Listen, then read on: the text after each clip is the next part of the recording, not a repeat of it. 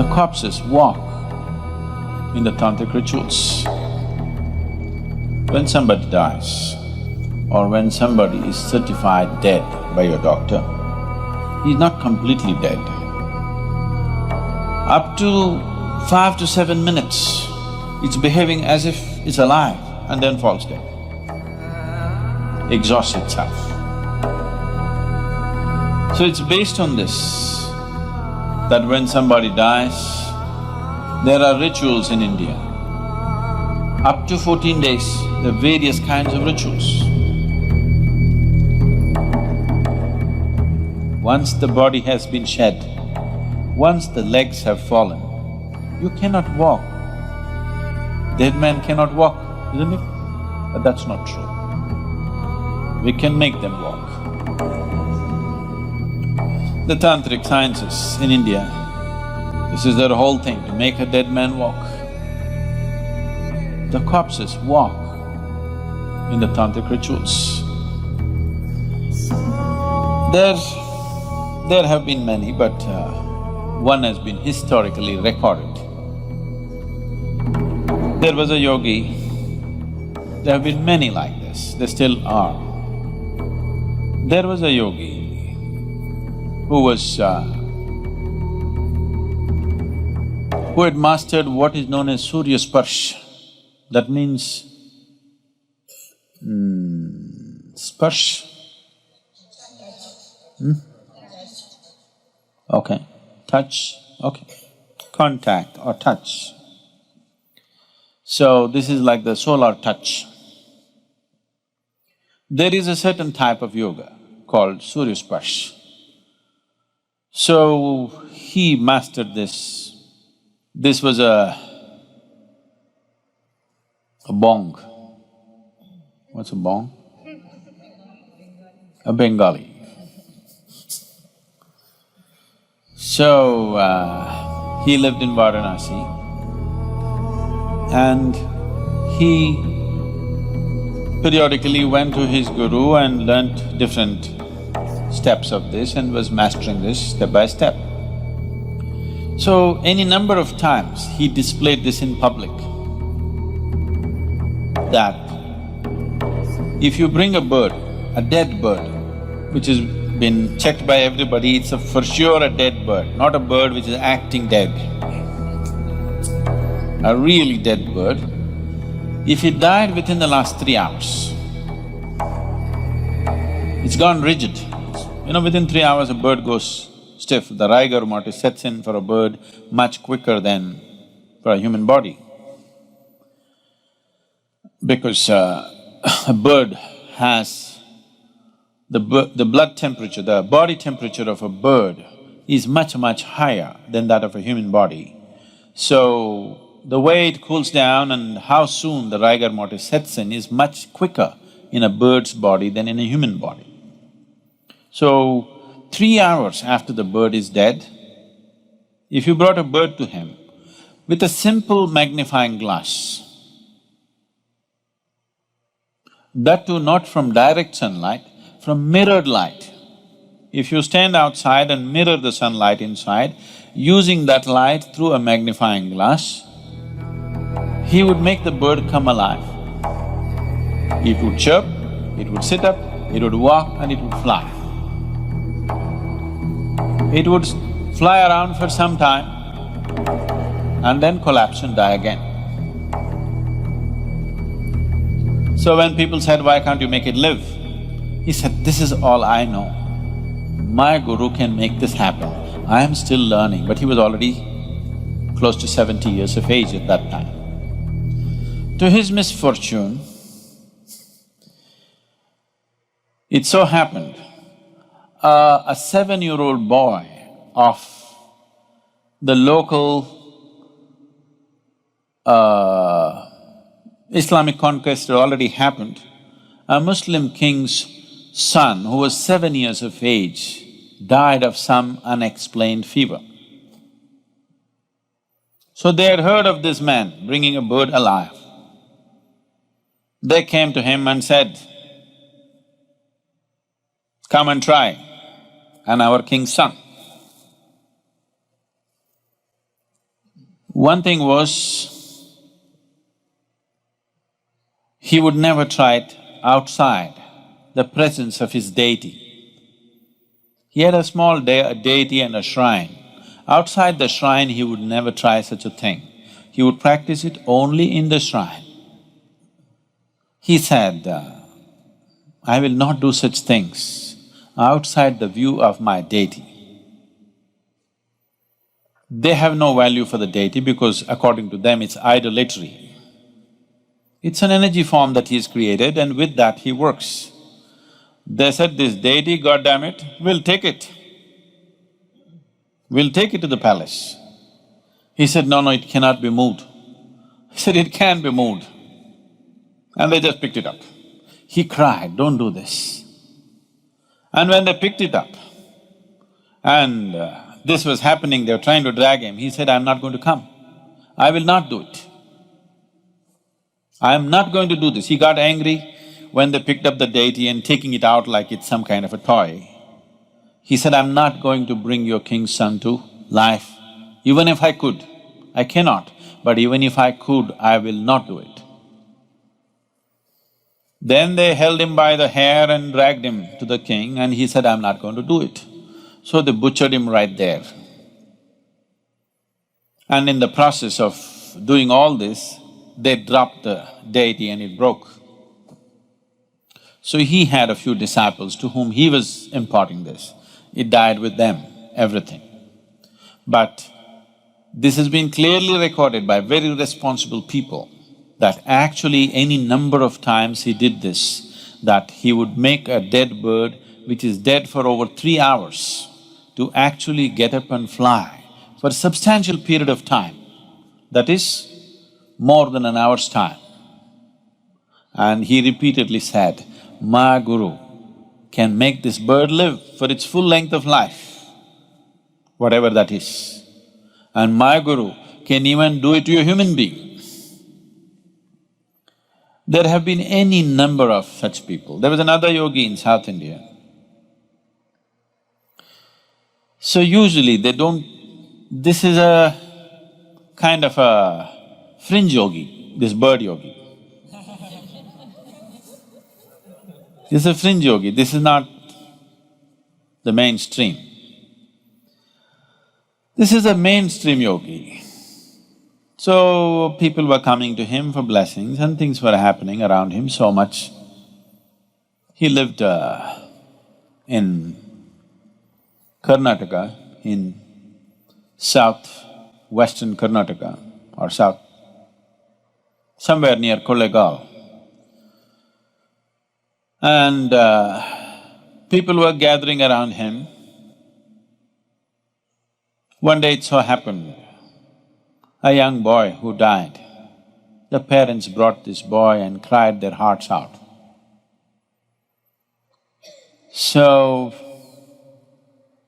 he looked at their plight and probably he sensed that the boy need not have died, it's more accidental in nature. So he dipped his finger, there was a lamp like this next to him. It is generally there, almost every yogi who is into certain kind of process will have a lamp burning next to him, an oil lamp. So, he dipped his finger into the oil and put it into the dead boy's mouth. And the boy came alive after some time and became perfectly all right. When somebody dies, or when somebody is certified dead by your doctor,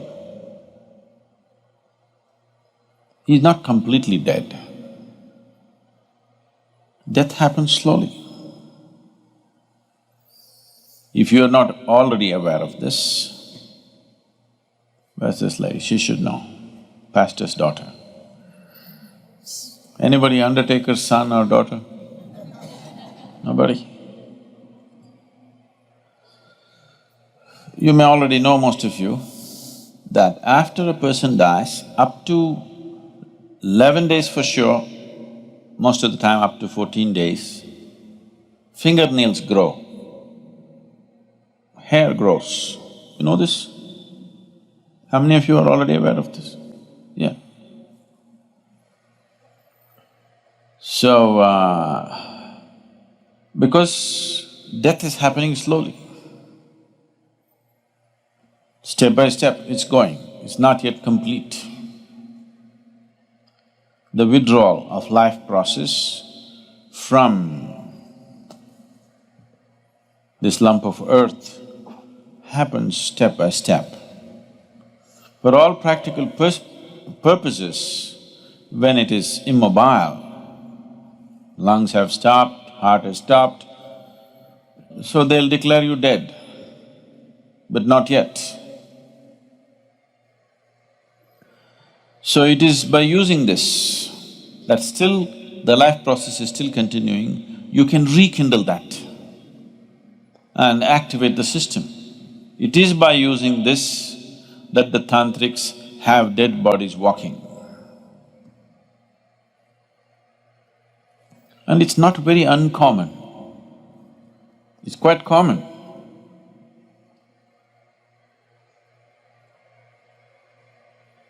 And sometimes, they will be working upon this when the cremation is on. There have been many instances, I have not personally seen, but I know people who have no reason to lie about it and they will not, such people have actually seen a burning body getting up and walking. They've set fire to it, it's burning, but it gets up and walks.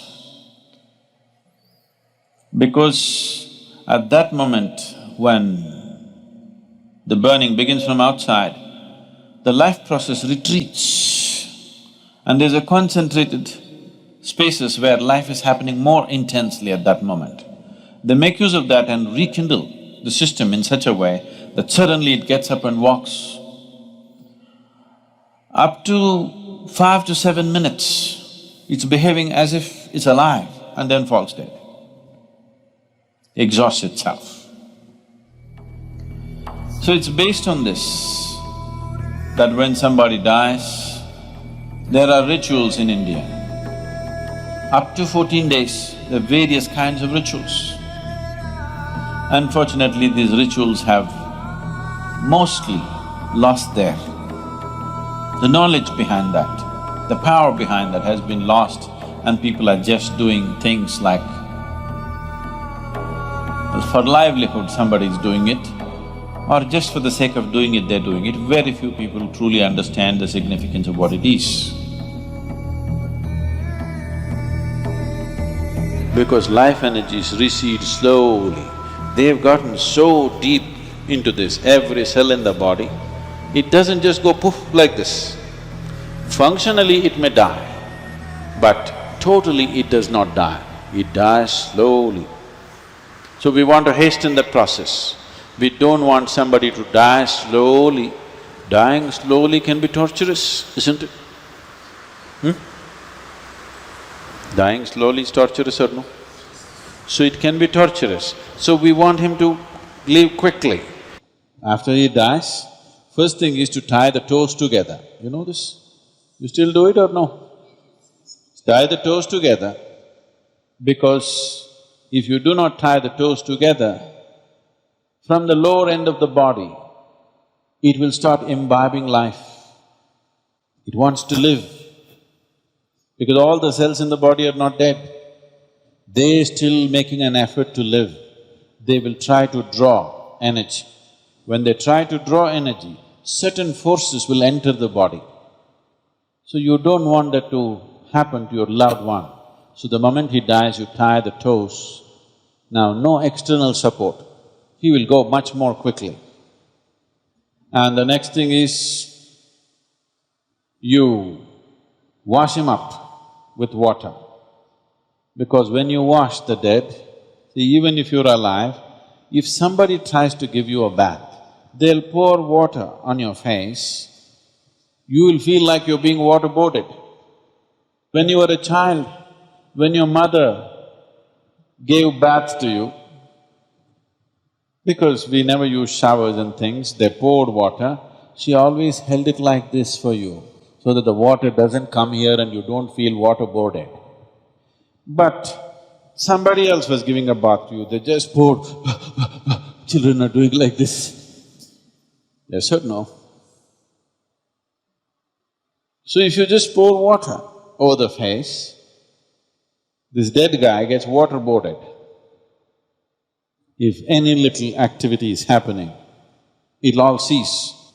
So to live gracefully and to die gracefully is very important. Death is not some strange subject that we should not talk about. It is right here,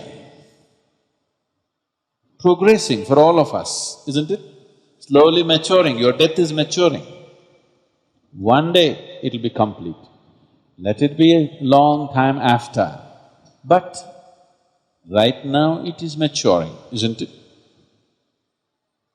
So if you understand life very well, absolutely well, you can exit the body in such a way that you exit completely, you gather everything and leave. If you live like that, then we will give you a burial. We don't burn your body because we don't want to waste the wood on you. You have completely exited, there is no hurry. We can keep you for a day or two and then bury you. So I'm saying, this is a culture where we understood life and death absolutely well and dealt with it as it should be dealt with.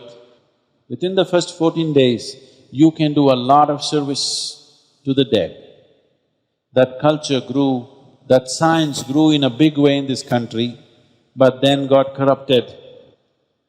So, what was a very wonderful science became commerce, and commerce became corruption. So today, if somebody in your house dies, you go to those people who claim they will do something, they will say, your grandfather wants to drink milk, give a cow, not 1 liter of milk, a cow. Your grandfather… it's raining, your grandfather needs umbrella, give an umbrella. Your grandfather is walking through thorny paths, he needs footwear. See, whatever you may know or you may not know about your grandfather, one thing you know is he left his body here and went.